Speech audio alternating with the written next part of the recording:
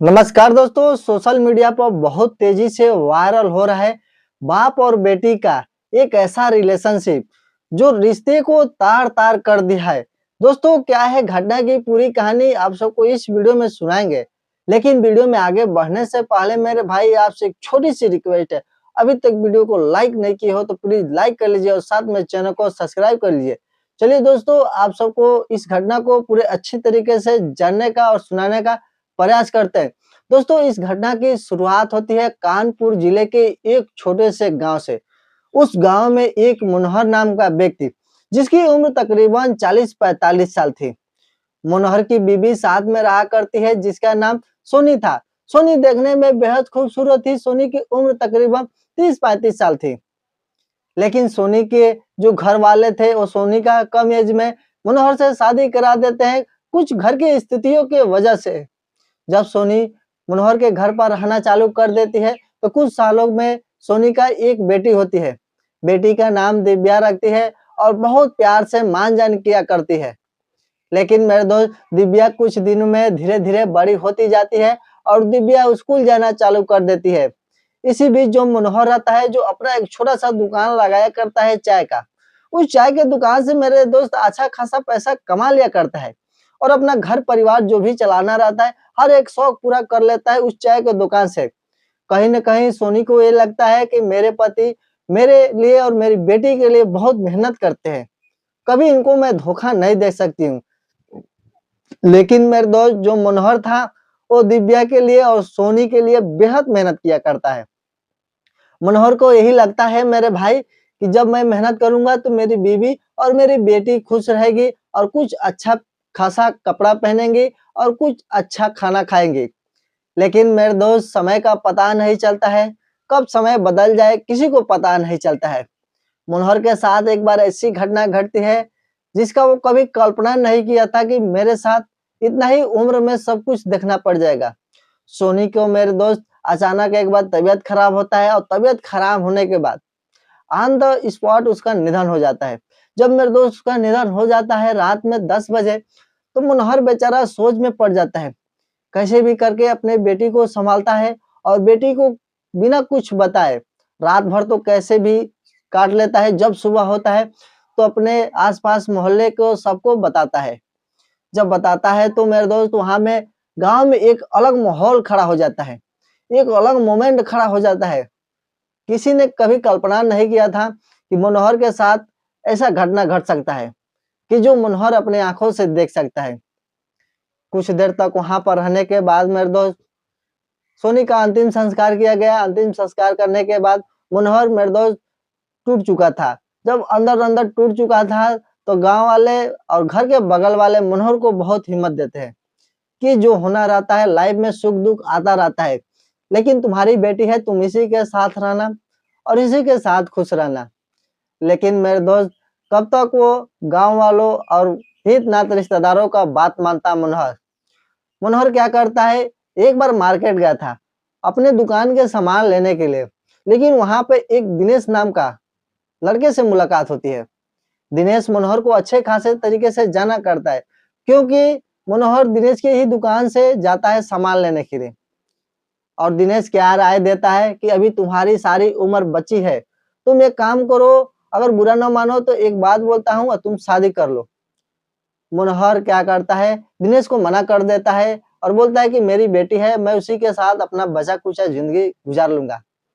दिनेश बोलता है कि भाई अभी तुम्हारा आधा उम्र बचा है, तुम एक दूसरी शादी कर लो और अपना घर बसा लो। जो होने वाला था वो हो गया, उसको कोई टाल नहीं सकता है। मनोहर मेरे दोस्त सामान तो लेता है, सामान लेने के बाद घर आता है। घर लेकर आने के बाद उसकी बीवी अब दिन प दिन बड़ी हो जाती है। जो बेटी रहती है वो दिन प दिन बड़ी होती रहती है और बेटी का पढ़ाई में कोई चूक नहीं होता है। हर बार उसकी पढ़ाई अलग-अलग स्कूल में कराता रहता है उसका पिता मनोहर और उसकी बेटी बहुत अच्छे खासे पढ़ने लगती है।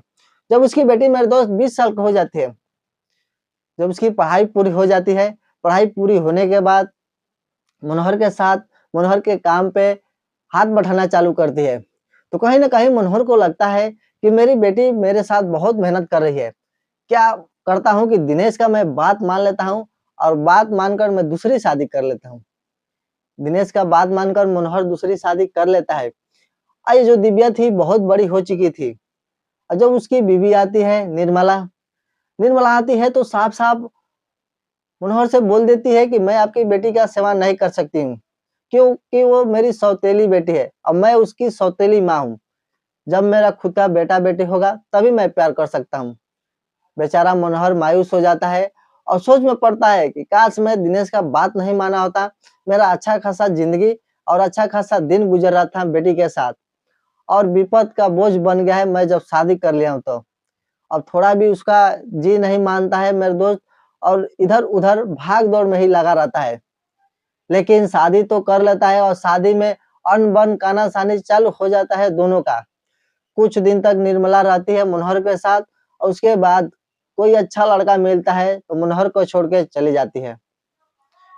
मनोहर बेचारा मायूस रहता है और दिनेश के पास जाता है और दिनेश जो राय दिया था उस राय के बारे में बात करता है और बोलता है कि अगर मेरा अच्छा खासा जिंदगी चल रहा था तो उसमें बिगाड़ने का हाथ तुम्हारा था, क्योंकि तुम सजेस्ट किए थे, तुम राय दिए थे कि तुम एक दूसरी शादी कर लो और शादी करने का नतीजा देख लो कि छोड़कर चली गई। और जो बेचारा था मनोहर इसका मन नहीं मानता है, जी नहीं मानता है। बेचारा जाए तो कहाँ से जाए? जब उसकी बीवी थी, अच्छा खासा टाइम बिताती थी, साथ में रहा करती है और टाइम के साथ-साथ सब कुछ किया करती है। कम से कम जब उसकी बीवी थी तो रात में 1-2 बार काम कर लिया करता है। जब से उसकी बीवी नहीं है, तब से उसको ये सब काम नहीं मिला है। मनोहर बेचारा चिंतित रहता है, पूरा व्याकुल रहता है।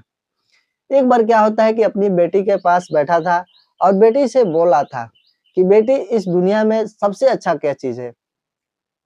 उसकी बेटी दिव्या बोलती है कि जो अपना है वो सच्चा है और जो अपना नहीं है वो झूठा है।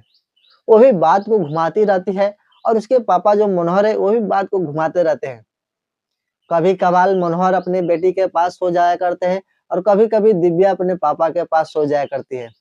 लेकिन इसी तरह एक बार ऐसी घटना घटती है मेरे दोस्त, मनोहर एक ऐसे घटना का अंजाम देता है कि जो सोचने पर मजबूर हो जाओगे और पैरों तले जमीन खिसक जाएगी। एक दिन मेरे दोस्त रात के टाइम 10 बजे दिव्या अपने पापा के कमरे में आती है और पापा के पास सो जाती है। जब अपने पापा के पास सो जाती है तो उसका मन विचलित हो जाता है और उसके पापा का भी मन विचलित हो जाता है। जब दोनों का मेरे दोस्त मन विचलित हो जाता है तो दोनों में कंट्रोल नहीं रहता है। एक दूसरे के रजामंदी के साथ दोनों वहां पर काम करते हैं। एक बार नहीं, दो बार नहीं बल्कि 4 बार रात में काम करते हैं। और काम करने के बाद दोनों को मजा आता है, दोनों को अलग फीलिंग आता है। जब अलग-अलग फीलिंग आता है मेरे दोस्त, तो दिव्या क्या करती है अपने पापा के साथ कुछ ज़्यादा लगाव में आ जाती है और अपने पापा के साथ ज़्यादा टाइम बिताना चालू करती है। दुकान पे जाकर अपने पापा के साथ रहा करती है और घर में जब उसके पापा आते हैं तो पापा के पीछे-पीछे घूमा करती है। और इस तरीके से मेरे दोस्त दोनों बाप-बेटी एक अच्छा खासा लाइफ गुज़ारते हैं और किसी को कानो-कान तक भनक नहीं लगता है। तो दोस्तों ये वीडियो बनाने का मकसद किसी के भावनाओं को ठेस पहुंचाना नहीं था, बल्कि आपको जागरूक और संचेत करना था। अगर वीडियो अच्छा लगा हो तो वीडियो को एक लाइक करिए और एक प्यारा सा कमेंट करके बताइए कि आप ये वीडियो कहाँ से देख रहे हैं। अगर ऐसा ही वीडियो देखना पसंद करते हो मेरे भाई, तो प्लीज हमारे चैनल को सब्सक्राइब करिए। धन्यवाद।